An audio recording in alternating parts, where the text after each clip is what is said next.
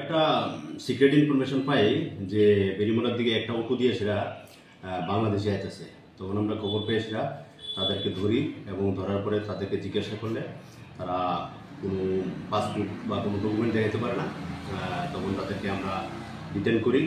তারা পুরো 7 জন বাংলাদেশি এবং একজন ইন্ডিয়ান যে টাউট অর্থাৎ মানব পাচারকারী অটো গাড়ি দিয়ে নিয়ে যাচ্ছিল তাকে সকলকে আমরা ধরি এবং ধরে লেপুঙ্গা থানাতে নিয়ে আসি এবং তাদের বিরুদ্ধে স্পেসিফিক কেস হবে।